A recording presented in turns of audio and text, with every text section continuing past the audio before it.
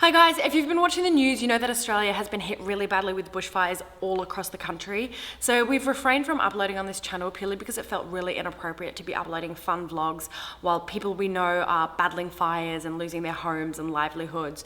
So today is our first vlog back of 2020 and it is a little bit of a look back on the last few weeks in Australia. So they've got all these trucks that we're just filling up with supplies. We've literally pretty much blocked the entire street, but we'll be gone soon. Just want to make sure we can squeeze as much in as efficiently as possible, you know? This is substantial. A pack of chips is nothing, so we might need to swap out the chips for like actual food. Let's get 10 goods in first, that's most important. So there's a fleet of 15 cars at the moment. They've all got like fire relief run and a number on there so that we can kind of stay together as a little convoy and be very clear about what's happening. Now each of these cars have something different in them. So some of them are filled with medical, some of them are filled with like supplies like shovels and chainsaws and stuff like that. Some of them are full of food, and they're each going to a specific location that need exactly that. So with each of these trucks, because they're divided into different segments, for example, we've got a load of food and baby supplies, so we'll go to one place. So people that need stuff can go certain places, and it should mean for a fairer distribution. And we're also not sure if we're going to get to any working superchargers because the car's electric. We're only going to be doing a 400-kilometre run today. These guys will be able to fill up along the way, we hope, and they'll be doing a 1,000-kilometre run. This is just a really great way to actually have like a direct and immediate impact and like provide things that they need urgently. The way that it started actually is Ollie, his hometown has been really affected by the fires. So he has been in contact with everyone on the ground there, literally asking, what exactly do you need urgently? And so he's made a list of the things. So if you guys do want to help and donate, there's a list on their Instagram. We'll link it below in the description as well. But it actually lists out exactly what sort of things you should go and buy and come and donate. And then they're driving it directly to the people. All right, same as last week for anyone who didn't come last week. On the highway, it's not about speeding, it's about getting there safe, so everyone just stick together. Doesn't matter what order number you're in, just keep in a line.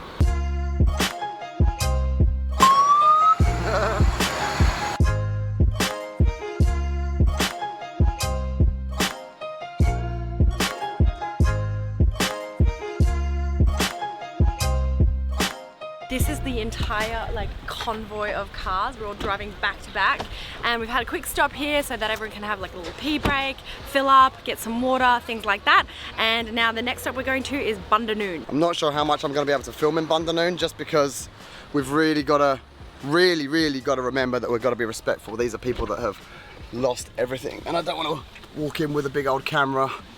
I think that's not all we're here to do, but if I can, I will film something.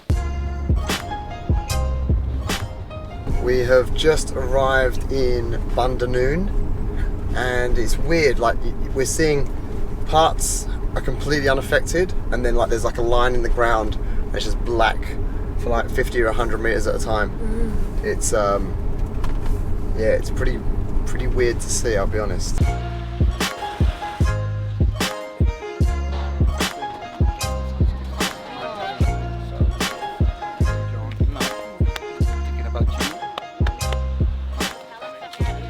Thank you guys. So thankful of all of you for doing this. So glad you're bringing it out to Winslow. There is a store there, and leave what you can. And you know, if the people aren't there, leave it at their store. Okay. And we'll work with that. You know, the people there will say, I need some of this and some of that. And then the wombats are scared, so they're staying on their territory, even though it doesn't smell like their territory anymore. Yeah. So they're scared, and they're very cautious. So they're not always eating. So I'm very keen to see what happens with these pellets.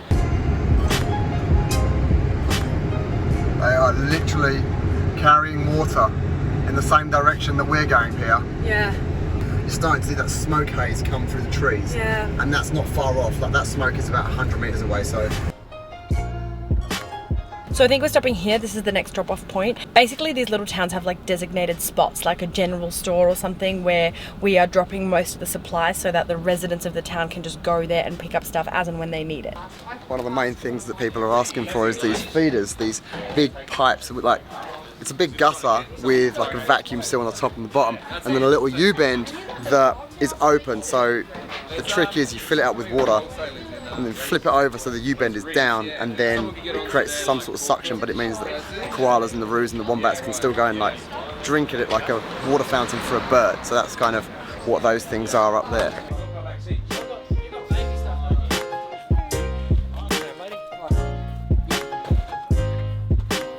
We are unloading. We're at the local Wingalow fire station and basically just popping all the supplies in here for them.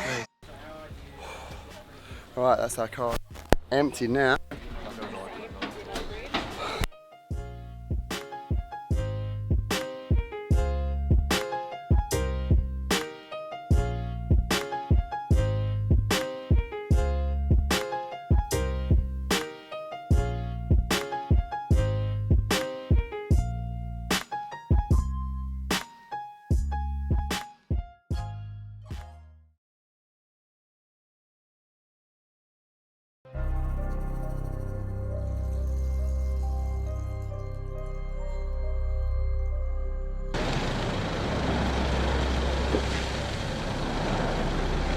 Rescuing, where's on fire?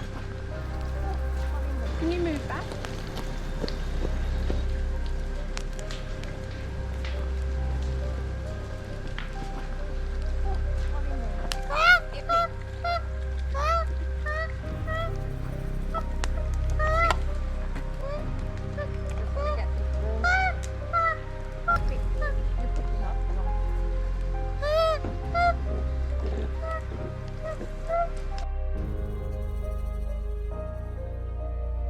They've broken through the fence here trying to get through, and look at this, it's disturbing. It is really, really disturbing.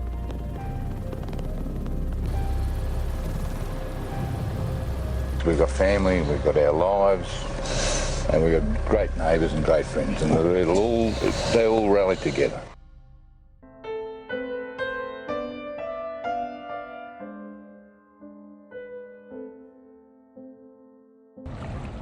With fire coming at them from the north, the south and west, there was only one direction for residents and holidaymakers to head. The fire swept through at such a ferocious rate, it took many people by surprise. They had about 10 minutes to get out of this. In burnt-out areas, there's no electricity, water, or phone service. We cannot guarantee a fire truck at every home.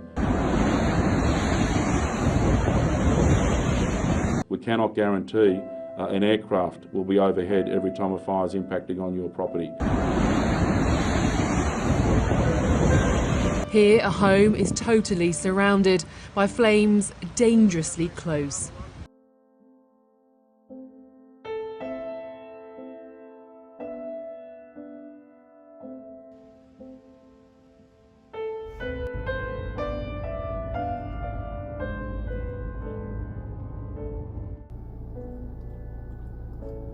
With weather conditions expected to get worse, emergency services say Australia is facing what could be its most dangerous bushfires ever.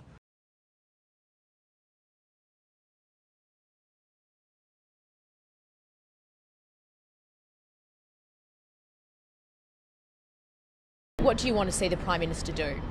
I'll just give all the powers back to the local captains. He's got to do it. Otherwise we're screwed. Through your inaction, through your corrupt behaviour, through your taking money from under the table, you're killing us. You're killing Australia. You're killing the wildlife. You're killing communities. We can't cope with what's about to happen. You from the media, tell the Prime Minister to go and get from Nelligan. I've lost 7 houses already in Nelligan. I'm not going to lose any more, you Stand down now. You don't deserve to govern. You knew this was coming. It's been coming for a few years. You've been totally ignorant of it. And now we're wearing your problems. Tell the PM to come and meet me. Paul Parker from Nelligan. Meet you any day, pal.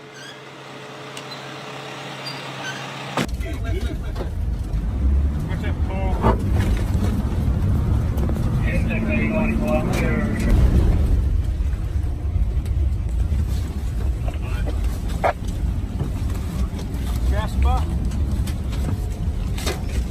Jasper, put the blanket up.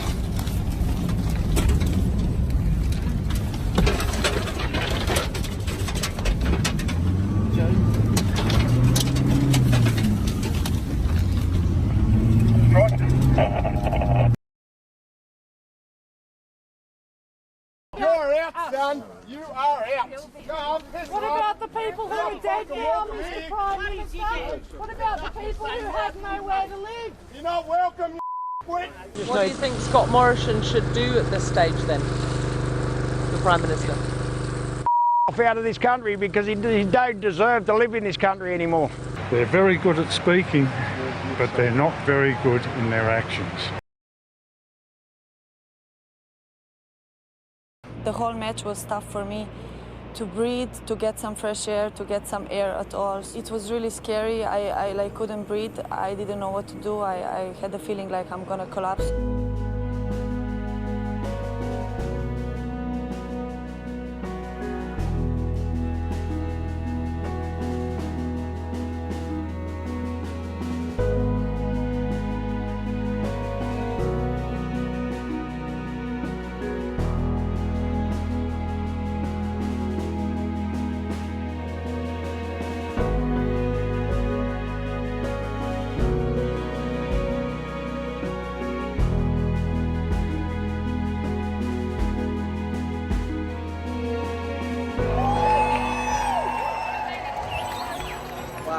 I cannot believe how many people are here. I had no idea there would be such a huge turnout, but the main protest is like over there and we can't even like get in there because it's just packed full of people all through Sydney.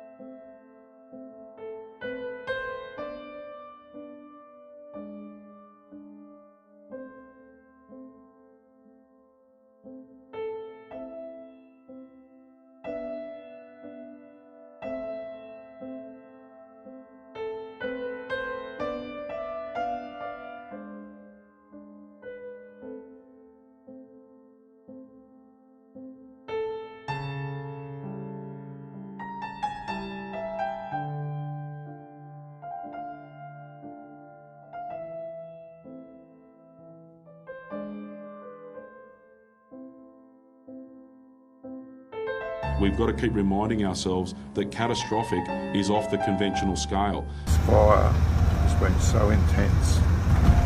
Never seen anything like it. UK scientists are saying the bushfires in Australia are a warning of what may be to come around the world. A new study of wildfires around the world, from the Amazon rainforest to California, says human activity is raising temperatures and adding to the threat. The sooner we can rein in emissions, the sooner we can slow the increase. This is climate change, and it has just hit us like a freight train. We're seeing air quality at the worst it's ever been. I mean, if this isn't what climate change looks like, then God help us when it does hit us. If you look at the amount of carbon that is put into the atmosphere for the return of energy that you actually get, coal is the worst. And so it's fairly clear now that we have to stop burning coal. We have to dramatically reduce our burning of natural gas. What we are witnessing right now is the impact of human-caused climate change.